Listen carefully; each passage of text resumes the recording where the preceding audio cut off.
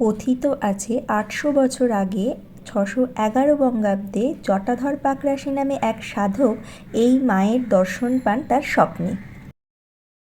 এখানে যে মাতৃমূর্তিটাকে আপনারা দেখছেন, ঠিকই দেখছেন, এটা হলো হুগলি জেলার রিষ্যার মা সিদ্ধেশ্বরী কালী মন্দিরের কালীমা। চলুন তাহলে মন্দির আর মাকে দর্শন করতে করতে এই মন্দিরের কিছু অজানা তথ্য আর গল্পকথা আপনাদের সঙ্গে শেয়ার করি। সাধককে স্বপ্নে মা নির্দেশ দিয়েছিলেন বর্তমানে যেখানে মন্দির স্থাপিত আছে তার সামনে যে পুকুর আছে সেখানেই মাকে যে রূপে তিনি পাবেন দেখতে, সেই রূপেই যেন মা পূজিত হন। সেই মতোই তিনি পরদিন সকালে সেই পুকুরে যান এবং সেখানে গিয়ে দেখতে পান একটি ঘট ভাসছে এবং তারপরে তিনি মায়ের দর্শন পান। কথিত আছে মা হাসি মুখে সাধক জটাধর পাকরাশিকে বরদান করেছিলেন। এই কারণেই নাকি এখানে মাতৃমূর্তি সদা হাস্যময়ী রূপেই পূজিত হন।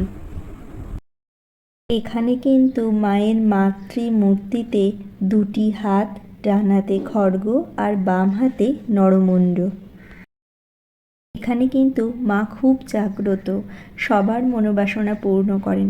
চলুন মন্দিরটা একটু ঘুরে দেখতে দেখতে আরও তার চারপাশটা ঘুরে দেখি। মায়ের প্রতিষ্ঠা দিবস উপলক্ষে মায়ের মন্দির আর মাকে অসাধারণভাবে সাজানো হয়েছে, দেখে যেন চোখ জুড়িয়ে যায়। এই মা সিদ্ধেশ্বরীকে ঘিরে বহু অলৌকিক ঘটনা শোনা যায়। ভরসা এবং বিশ্বাসে বহুদূর থেকে ভক্তরা এই মায়ের মন্দিরে ছুটে আসে। তবে কালী পুজো বা বিশেষ বিশেষ কোনো তিথিতে এই মন্দির সারাদিনই খোলা থাকে। এই মন্দিরের পাশে শিব মন্দির রয়েছে। এখানে প্রতিদিন মাকে ভোগ নিবেদন করার পরে সেই ভোগ ভক্তদের মধ্যে বিতরণ করারও ব্যবস্থা রয়েছে। সেই মায়ের ভোগ পেতে হলে যেদিন আপনারা ভোগ নেবেন মনে করছেন ঠিক তার আগের দিন বা দুদিন আগে কিছু মূল্যের বিনিময়ে মন্দির থেকে কুপন সংগ্রহ করতে হয়, আর সেই কুপনের বিনিময়েই আপনারা ভোগ বাড়িতে নিয়ে আসতে পারবেন। সমস্ত মাতৃ মন্দিরের মতোই এখানেও মায়ের মঙ্গলারতি করা হয় ভোর 4:50।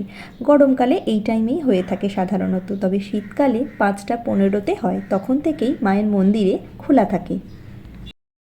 দুপুর 12টা নাগাদ মাকে ভোগ নিবেদন করা হয়, আর আবার বিকেল 4টে নাগাদ এই মন্দির খোলা হয় ও তারপর সন্ধ্যা আরতি হবার পরে মন্দির বন্ধ হয়ে যায়। প্রায় ওই 8টা নাগাদই মন্দিরটা বন্ধ হয়ে যায়।